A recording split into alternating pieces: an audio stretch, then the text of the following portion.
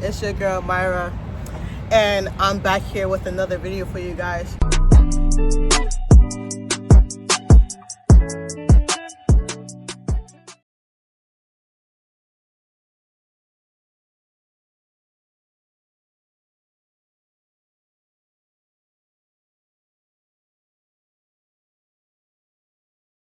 Oh, like warning, I am near the sun and it keeps coming over here for some reason. It was just like a good shade and stuff like that, but then the sun, as you can see, is about to come back all in my face. The sun, I ain't gonna lie, it's kind of booming, so if I'm like these all the time and you know things of that nature, just please bear with me. Really sorry, but like there should be no reason why I'm squinting my eyes like this. But today's video is going to be about mental health and why I think it's important and what the Bible says about it. So here's my Bible, as you can see. Cool Bible right here. I just got this Bible too. It's the New American Standard Bible. I got this from Amazon. I might like show you a screenshot of what it looks like later on in the video. But I think mental health month, it was sometime around earlier this year, but you know I just made my YouTube channel, so it would have been a good time to speak about it during that time. But hey, it's never too late to talk about mental health. So I know you guys don't really know much about me. You know, I just gave a brief summary about who I am and stuff like that. But like I said, on this channel, I'm keeping things like really real. I don't like sugarcoat anything. I want you guys to get the real deal, because I feel like a lot of people nowadays, they don't really they just do things for an image. And me, I don't really care about an image. I'm just being me, and hopefully I target the right crowd so that you all could like express yourselves more. Bruh. Yo, bro. I don't know if y'all hear that, but I might have to like record somewhere else because I don't know what's going on. Hold on, let me. Yo, nah, because I might have to record this video in a different location. We about to see what's going on. So here's where I'm at. Oh, I'm gonna flip the camera. So this is where I'm at. See, here's 17. It's like near my job. As you can see, this is like the view. It's a decent view. I was trying to see if I could see the Statue of Liberty here, but you know, I clearly can't. Those are my things. Hold on, I'm about to see something. I'm about to hop over this thing. Yo, so who's playing that music? I can't. Yo, nah, wait a minute. Look, cause nah, they interrupted my video, dog. We about to go see what's going on. Let me get my stuff. I'm trying to make a video for y'all about mental health, and they said for it being loud. So we about to see what's up. Oh, what the? Alright, I'm about to show y'all. Hold on.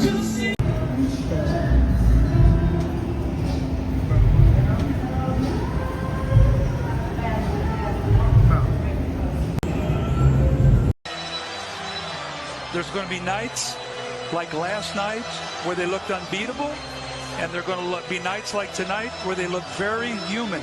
That's what. Alright, y'all. We're just gonna go somewhere else to record the video, because clearly I can't record the video like this, and they said fuck up for I don't know what they're doing. No spot, you know. We're about to go to the spot. You know, and one thing about recording like this is like there's like too many people looking. Like, hey, what's he doing? So, as you can see, I am not. It's a different day. It's the next day, but like I'm still covering the same topic. Cause yesterday, I could you not, like where I was at, like it was cool. Like yeah, where I was at originally when I was recording the video, it was fine. It's just that when I like heard the video over, I was like, nah, it's too much background noise. Mind you, like I'm near like a whole escalator and stuff like that. So don't get me wrong, lighting and stuff like that was a good spot. But it was just too much people coming in and they were just, being like people. So right now I am walking to a whole different location. As you can see. And I'm first trying to buy me a slushie because I ain't gonna lie, it's not hot.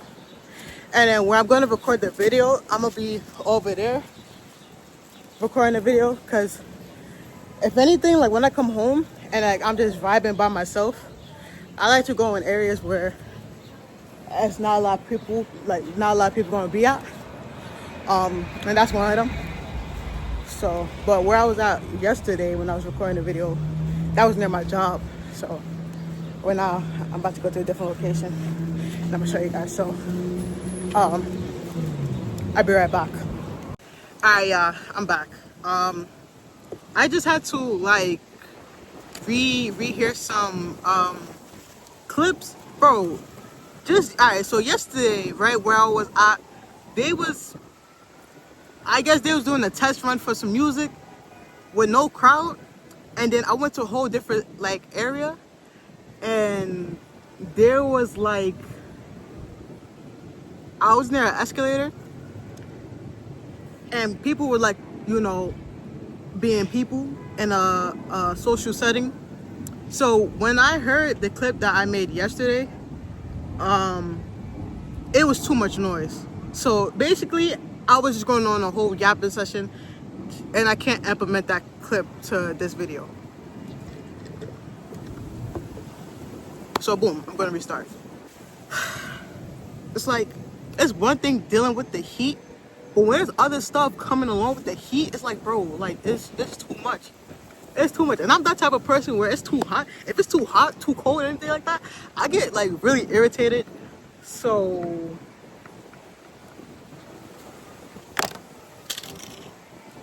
yo, the whole top just flew, bro. So today's video, we're gonna talk about mental health, basically my experience with it, and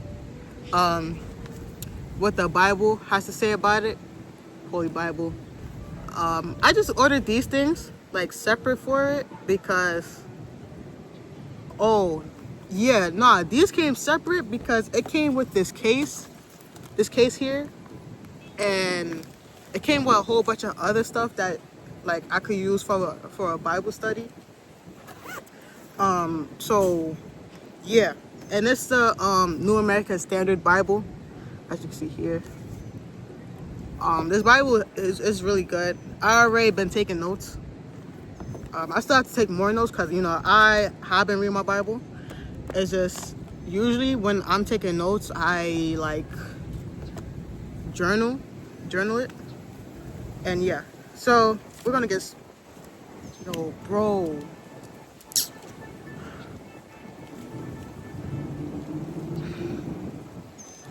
So we're just gonna get started. Actually, since my video is going to be about mental health, I'm gonna, in a few seconds, I gotta sneeze water. A few seconds, I'm going to show you 2 videos that I was featured in for mental health, that I did for my college. And basically both of the videos is about this program called STPN. the name is too hard for me to say. It's SUNY tell us something. I can't even tell y'all because it's like, dang, I'll be struggling to say words, like, you know, I'm being real. Yeah, I was featured in both of those videos. The first video I did with another college student at my college. Basically, we're both talking about how we got involved in the program and basically why others should join. And like, that program is basically going to be, you know, it's going to be part of every SUNY college. I think it already is, but the whole idea for the program is basically talking about mental health and for college students, you know, because at the end of the day, we all going through something, and we might have been able to have services provided to us before we got to college, but you know, depending on your situation, you probably don't have like therapy or something like that now that you're in college.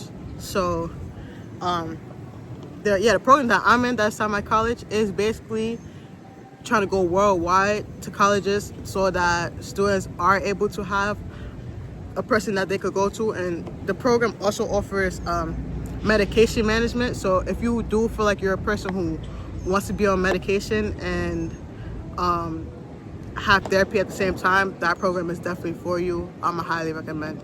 So yeah, I'm going to show you guys the 2 reels right now. I feel like I was struggling a lot with ADHD coming into college and having all that workload be put on me when that's not what I was used to in high school, and I felt very stressed. Right after high school, therapy ended for me, and I was transitioning into college. Finding like a therapist who would meet my needs after high school was really difficult. So as soon as I was enrolled in SUNY Cobleskill and started my therapy journey here and getting into the program, that's how my journey started.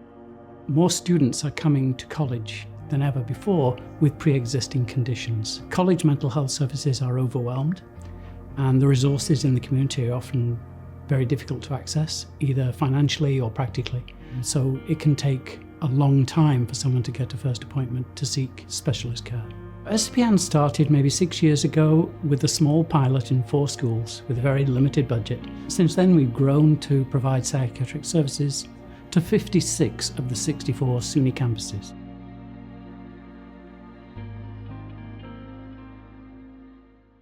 What is STPN? STPN is a program offered to SUNY colleges to help students who deal with mental health. My name is Kimara, and I am a first-year student at SUNY Cobleskill. What do you like about STPN? What I like about STPN is the fact that when I meet with my psychiatrist, she's able to understand my emotions and what might affect me with the medicine that she placed me on. And if you aren't able to meet with a psychiatrist during your regular sessions, you're also able to go on the Mayo app and you're able to message your psychiatrist on anything that you might have conflicts with, especially with taking medication. What did you do to get connected to STPN? To get connected to STPN, I just visit my wellness center that is located on campus, and they just help me get set up with me and a psychiatrist. Why would someone get connected? Why would someone want to get connected to STPN? Someone would like to get connected to STPN not only because it's a program offered in their school, but the program offers many things to help with your mental well-being. Would you recommend it? Yes, I would recommend students to join STPN. So yeah, guys, I'm going to be talking to you guys about my experience battling mental health as I've grown up, and from the Bible here, what 3 scriptures stuck out to me as I was trying to overcome basically this huge obstacle I went throughout my life. All right, so I'm basically gonna start from when I was younger. I did have a tough childhood, I ain't gonna lie. I don't know how other people's childhoods were, but I knew mine was something, you know. From me, you know, losing my mom at an early age. She passed away when I was 4 years old, and then literally right after that, like a few months later, I had to start school. So it was like, you know, time was moving too fast for me, and I also couldn't process a lot because, you know, as a 4-year-old, there isn't that much for you to process besides just living life. Like, you really don't even care. Like, you just doing whatever. So yeah, That was a tough situation for me. Towards when I had to start school, I was basically just pushed into school. And I did live with my aunt. Well, my aunt lived with me because she had to move into the apartment my mom had. But that's another topic for, you know, a different day. But yeah, so basically, I was literally pushed into going to school. What I mean by push was I didn't even know I was going to start school at 5 years old. I ain't know nothing. I just knew I was brought into this cafeteria area. I was told to sit down there, and then my aunt just left. So I'm like, I don't know who am I supposed to be meeting or anything like that. I ain't have friends, so it was like, dang, like what am I supposed to be doing? And then it was hard making friends. I didn't even know how to like approach people. I was like, yo, like, what am I here for? And so it always has been troubling for me to make friends. I'll say throughout most of my school years, until I got into high school. But I'm gonna do everything in a certain order, that way I understand. So like, yeah, elementary school, I did go to 2 elementary schools. I went to one in Brooklyn, and I'll say once I got to like the 2nd, 3rd grade, I was starting to make friends, but I couldn't really trust people because the girls my age and during that time, they was always talking about something, and whenever I wanted to talk about something, they was like, oh, you could talk about it with yourself or like by yourself. So I was just like, dang, like, all right, that's cool, but like, dang, I don't want to talk to myself, you know what I'm saying? I'm trying to interact with y'all, and they just had their own little crew, whatever. So it was whatever. And then I moved to a different borough after 3rd grade and compared my 4th and 5th grade here in Manhattan. And already from the jump, I was getting bullied based off the clothes I was wearing.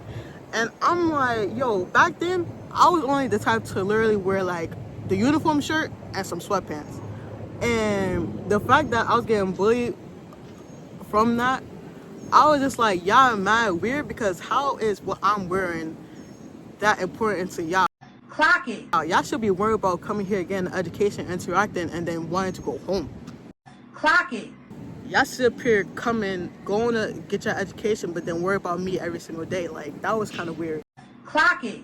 So, you know, when I got bullied from that, I was just like, yo, like, first off, I didn't even want to go to that school. I wanted to stay at Brooklyn because the education was there, like, there was better. So I'm like, I didn't even want to move here, and I'm getting bullied. Now I feel, I really don't trust people.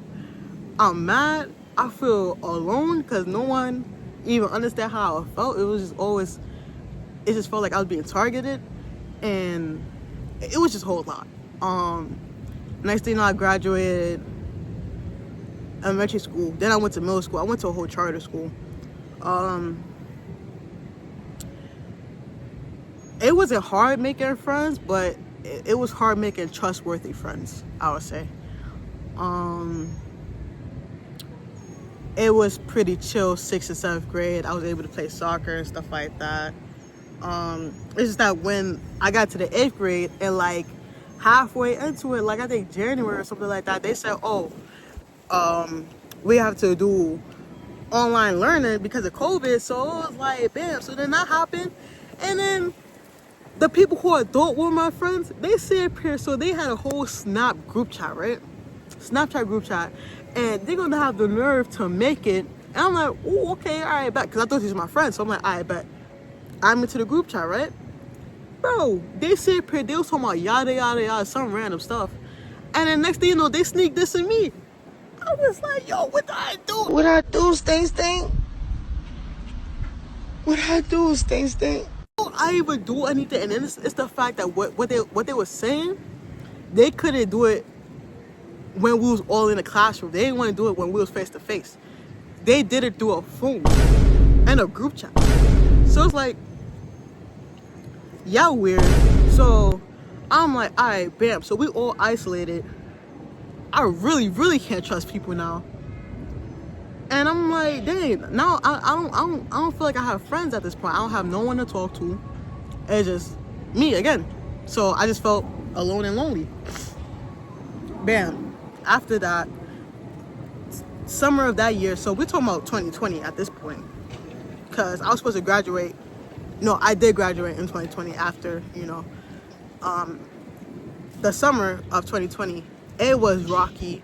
I'm visiting my grandma, and I have her, and she's grieving because some of her friends, they died to COVID, and I'm like, I can't really be in a mindset or like that to lose someone else, because I already just lost my mom, and just to not even have motherly affection or anything like that, it's like, dang, like,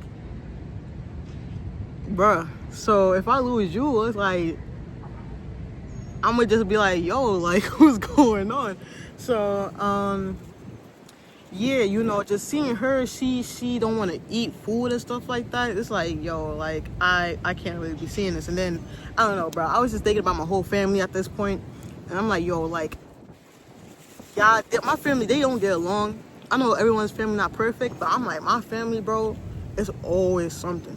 It's always something. Like, you can't even have a birthday party. You can't even bring the whole family together to have a birthday party.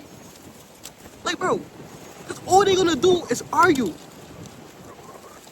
Bro, why is it Wendy again? All they're gonna do is argue. You might see a fight here and there. One is wishing death for one another, so it's always something. So I'm thinking about my whole family, like how when I was getting bullied and stuff like that, I'm like, I can't go to my aunt, even though she's the person who's taking care of me. I can't trust her. I don't really talk to the rest of my family, besides my grandma and my uncle. I can't really tell my grandma because she's grieving, and it's like, dang, like, if I was to tell her something, she's gonna basically flip everything to talk about herself. And then my uncle, like, he's there, but like, I don't know. I'm just like, I don't know. So man, what am I supposed to do? So then after that, like, the summertime is rocky for real. Then next September, I'm starting freshman year online. So I'm like, still can't make no friends. And yeah, just always being in the house and stuff like that. Every time, like, I'm just in the house, it's like I'm always thinking about something, and it ain't good neither. It's terrible. It's bad. so, like, the more I just kept thinking and stuff like that, I'm like, yo, I'm about to lose it. And I definitely did lose it, because like around November, December, I was literally swiping away. And what I mean by swiping away, I was literally self-harming. And I always did it in my room. And back then, I was sharing a room with my brother and my cousin. But the way how I had it is like, how you're in a room, they have one half and I have the other half. But like, I had like a curtain. That way they couldn't see my side of the room. So whenever, that was like my form of privacy. And when it hits nighttime and I just be, in my thoughts, and it's just like, gotta do it. Just start swiping. And I ain't gonna lie, it did hurt. But it's like, I was just like, yo, I don't want to be here. And if you could relate, you could relate. I ain't gonna dive deep into that, because that is a tough topic. But yeah, just now I was self-harming like crazy. And I eventually did stop until like, I think March or April, only because, like, y'all already know, like a couple minutes ago, I did say I was like playing soccer at one point. My high school, they did have a soccer team. Actually, so where I'm at right now, let me see something. Alright, so you see that white building right there. So the trees is covering it, but my high school's like somewhere over there. They had a soccer team, and I was like, yo, I wanna join the soccer team. And the only way how you could join a sports team, you have to get a form signed by your parent or guardian and get a physical done. So I'm like, alright, getting a paper signed, that's easy, but getting a physical was kind of risky, because I'm like, they're gonna see my arm. And I didn't know what was gonna happen after that, you know what I'm saying? Because, you know, a lot of families, they could get ACS called on them and stuff like that. So I was like, I don't know how that might look. Yeah, that was just gonna be risky for real. So I just did the physical, because I'm like, I really want to play soccer. I really don't want to die. Like, I wanted to, like, you know, I wanted to be off this world, but I didn't want to be off this world like that seriously, because I'm like, dang, like, I really have stuff that I really want to accomplish. So do I really want to end my life at 14 years old? You know, I was just thinking, I'm like, nah, I gotta get help. And like I said, I couldn't tell my aunt or anything like that because I didn't trust her to tell her anything else. You know what I'm saying? So, yeah, I got my physical done, and the nurse, she saw my arm, and she just basically asked me, you know, all those mental health questions. If you know, you know. And from that day and on, I had therapy. And I ain't gonna lie, therapy did help a lot, because it felt, I feel like someone was actually hearing what I had to say, and they was able to understand me. Because I ain't gonna lie, when I be talking sometimes, I could be talking about one thing and it will lead to another, and then I'm back on one topic, and then I'm back on a whole different topic, and then I'm going back to the first topic I was talking about. So yeah, you really gotta understand where I'm coming from. But yeah, yeah, it was just nice having a therapist that was able to understand how I felt and stuff like that. And just from having a therapist like that, I was like, yeah, I wouldn't mind continuing therapy while I'm still in high school, knowing that I needed it, because already my freshman year was already going rocky. I'm like, yeah, and I couldn't trust my family. I'm like, yeah, I need someone else to talk to. So just having a therapist was good. And literally after that, I continued therapy. I ain't gonna lie, my family problems were still the same.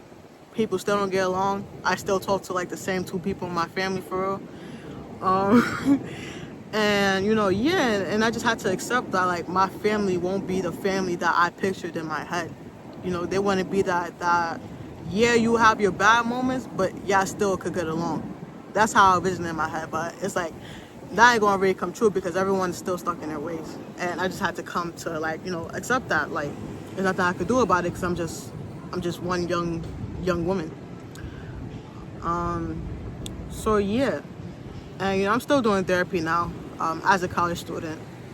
And like I said earlier, from the videos, you know, I am part of the program, so I am getting a lot of help. And one thing I could truly appreciate from having my first therapy session and then having it continuously was it helped me to see who I am as a person, and how just me being me, how much a lot of people appreciate that, and how much support I've had ever since, like, you know, growing up.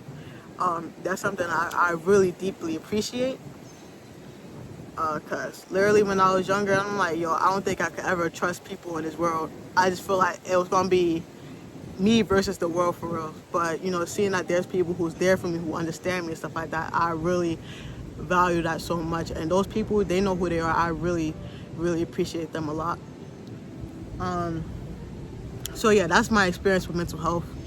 Another thing I realized, when people was like, oh, you're not alone, I didn't realize it until, like, I heard someone else's story dealing with depression and stuff like that. I'm like, yo, yeah, I'm definitely not alone, because it's like, yo, we're all basically going through the same thing. It's just in a whole different area and stuff like that. So I'm like, yeah, I want y'all to know y'all not alone either. You know what I'm saying? And it definitely does get better in the end. And like it says in the Bible, which I'm about to show y'all the 3 verses, like, you always have to endure first, and then once you endure, the better is going to come in the end. It's just enduring. You're going to go through that battle, but just remember, like, that battle is only going to be temporary, because what you have later on is going to be way better. So yeah, so why the Bible is about to be mentioned into this, right? So when I was in elementary school, basically when I moved to Manhattan, during the summertime, I would go to my grandma's house, and stay with her for the breaks. I had a Bible study with the Jehovah's Witnesses, and from them, teaching me about God and stuff like that, I was really thankful. It's just that after 5th grade, my Bible study teacher, she moved to a whole different state. So after that, and I'm like, she's the only person I know from the Kingdom Hall, which the Kingdom Hall is where they go to worship God and stuff like that. They don't call it a church. When she moved, I'm like, I don't want to study with anyone else, and I don't know who. Even if I wanted to, I don't know who could I study with someone else. You know what I'm saying? So I took a long break from Bible studies until my senior year in high school. So in 2023, like in November, that's when I went back to going to the Kingdom Hall and doing my Bible studies and stuff like that. But before that, I'll say like in the summertime, before I started my senior year, I did open up my Bible again after so many years. And I was just like skimming through the Bible, you know what I'm saying? I didn't really start from like a specific, area of the Bible. I just mainly searched up some verses I could use during like, in times where I'm like sad, happy and stuff like that. And I would just highlight it in my Bible, and I'm like, this is a verse that I like. So, but like after when I started doing my Bible studies again, I was actually deep into my Bible at this point, just doing my Bible studies. And it's these 3 verses I want to share with you guys. 3 that, as I was close enough to graduating high school and going into college, these verses really stuck out with me, especially since, like I said, I'm still a person who's dealing with mental health. This is something I want to share with you guys. If you have a Bible on you, make sure you open it up. If you have an online one, that's fine too. I am going to insert a picture somewhere around here of the verse I'm going to tell you guys about if you don't have a Bible. So yeah, we're in Isaiah chapter 41 verse 10, and it says, do not fear. So tell me, hold on, pause, because tell me why I just opened up my Bible and there was a lady who was like sitting directly in front of me, and as soon as I'm about to read the verse, shorty just dipped. It says, do not fear, for I am with you. Do not be afraid, for I am your God. I will strengthen you. I will also help you. I will also uphold you with my righteous right hand. And the first 3 parts of this verse, where it says, do not fear, for I am with you. Do not be afraid, for I am your God. I will strengthen you. I will also help you.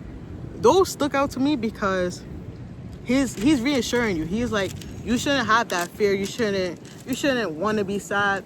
You shouldn't want to be angry so much, because he's with you. And he sees the problem that you're in. And when it says, do not be afraid, for I am your God, I will strengthen you, he's going to help you in those times where you're going through that situation. And I'm like, dang, like whenever I'm in my thoughts and stuff like that, I have to remember, like, I have a loving God who's my Heavenly Father. And no matter what, I know I could come to him through prayer, knowing that he can handle the problem. I don't always have to go through it by myself, because he's here. He's here to help me in the situation. And I was like, yo, that's why the Bible, it means so much to me now, because it's literally just basic instruction on how to live your life, while we're here on this earth. Second verse I want to share with you guys is in Philippians. Oh, it's a butterfly. Philippians chapter 4, sorry.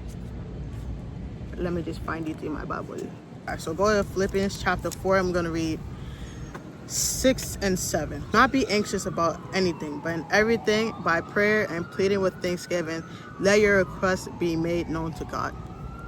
Basically, what it says, and once again, just like the other verse, it says, don't be anxious. So just like how it says in Isaiah chapter 40, do not fear, this one's also saying, the first thing it's saying is, do not be anxious. Just like how it says in this one, in Philippians, it says, do not be anxious about anything.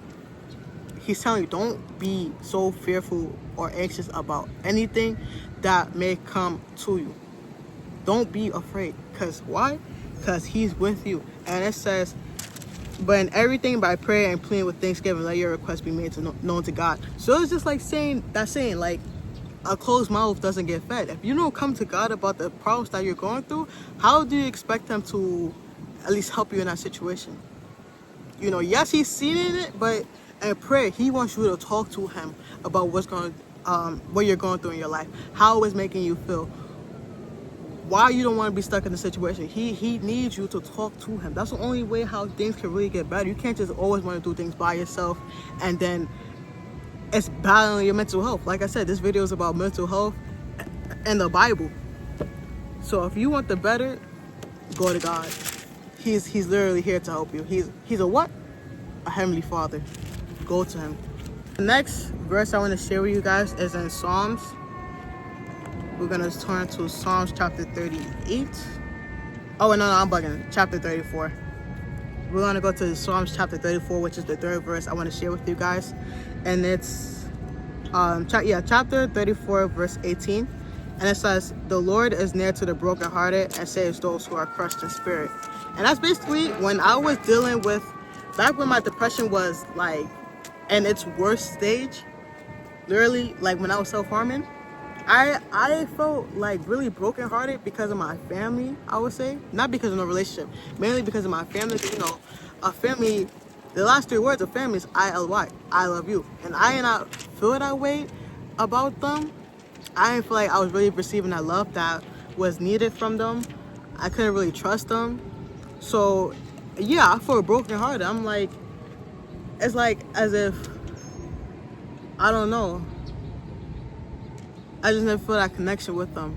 And knowing that this verse right here is so reassuring, that like when my depression, you know, wasn't so intense, and I just read this verse, knowing that it says the Lord is near to the broken heart, saves those who are crushed in spirit.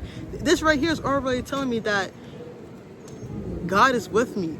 He's literally with me. He saw how I felt. He saw what I was doing. And yes, it was hurting him because our body is such an important thing, especially to him, since he created us.